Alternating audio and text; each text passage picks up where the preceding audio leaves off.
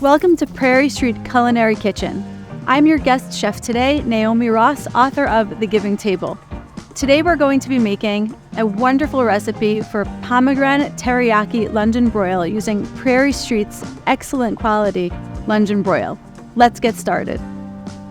Today we're using Prairie Street's London Broil. It's excellent tender quality. It's a little thinner than I usually use, so I'm going to be especially careful to not overcook it. Let's get started on the marinade. We're going to use a bit of pomegranate molasses, also known as pomegranate concentrate, as not just sweetness but tartness. Soy sauce. We're going to add some toasted sesame oil, a bit of honey for sweetness, some fresh minced garlic, fresh minced ginger, some black pepper, rice vinegar, and some olive oil. Okay, let's give a whisk to all of those ingredients. You might have noticed I didn't add any salt because the soy sauce has enough sodium content. And then we're going to separate off a little bit of this mixture to use as a dipping sauce. I'm going to put my gloves on now so that everything is nice and clean and marinate my steak. Keep in mind, the thinner the cut of steak, the shorter the marinade necessary. So I'm going to let this marinade for at least 4 or 6 hours because it's thin. But if you have an extra thick cut of London Broil, go ahead and give it an overnight marinade.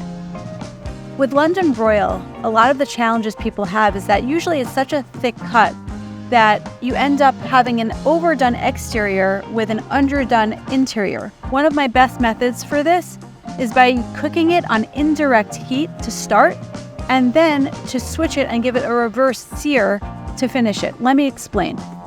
On this beautiful Napoleon grill, I've set my zones for indirect heat, meaning left the heat off. No fires on this side of the grill, but on this side of the grill, I've set it to high.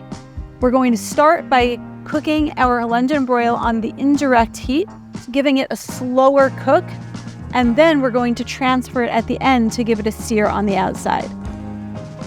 Before grilling, whenever you have a marinade, it's important to pat it dry with a paper towel because otherwise it can burn, especially with a marinade that has a high sugar content. So I'm going to just remove this from the marinade and give it a nice pat with our paper towels.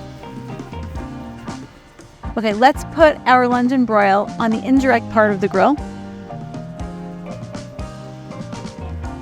Because it's a thin piece, I'm only going to give it a cook for about maybe 3 minutes, and then we're going to turn it and do the other side. This is all off the heat, and then we're going to transfer it for its final sear to the heated part of the grill. Okay, now we're going to check on our London Broil, and we're going to keep it on the indirect part of the grill. It still needs some time, but you can see it is starting to get cooked now. I'm always going to come back to using a meat thermometer to make sure that it has the correct internal temperature that I'm looking for. If you want it rare, well, you're obviously going to be cooking it for a shorter time than if you want it to be well done. So that's where your thermometer comes in handy. We're going to now open up the grill and temp it before I make the decision to switch it to the direct heat of the grill. You're going to put your thermometer only halfway through the meat and see what it comes to. Now I see it's still pretty low in terms of the internal temperature, so I'm going to give it another couple of minutes on indirect heat, and then I'll switch it to sear. We're going to now check again and make sure that it's done enough. If it is, we'll now sear it on the direct heat. Let's take a look. Definitely looks more cooked. Okay, this looks good. So let's now sear it on the direct heat.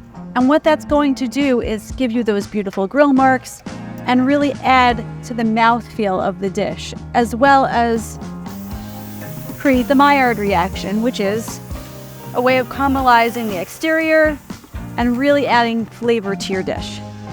Check out these nice, beautiful grill marks.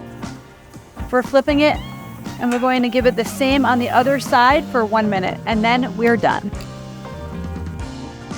Okay, let's take our London Broil off the grill, and we're going to give it a little rest on my board so that the juices settle back into the meat.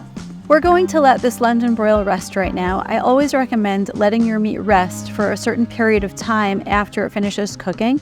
That allows the juices to settle back into the muscle fiber. For something as thin as what we're working with, 5 or 10 minutes is plenty of time to let that rest. The thicker the cut, the bigger the cut, the longer the rest period. I can't wait to dig into this. Let's slice it crosswise. And because it's thin, I'm going to slice it on the bias, meaning not directly straight down. That will give you longer or wider pieces depending on the thickness. If you have a very thick London broil, then you can go slicing straight downwards. We have our dipping sauce from before and some pomegranate seeds, a little bit of parsley. You can feel free to garnish with your pomegranate seeds and use your sauce for dipping. Well, there you have it. This is the Pomegranate Teriyaki London Broil from Prairie Street Kitchen. Let's take a bite.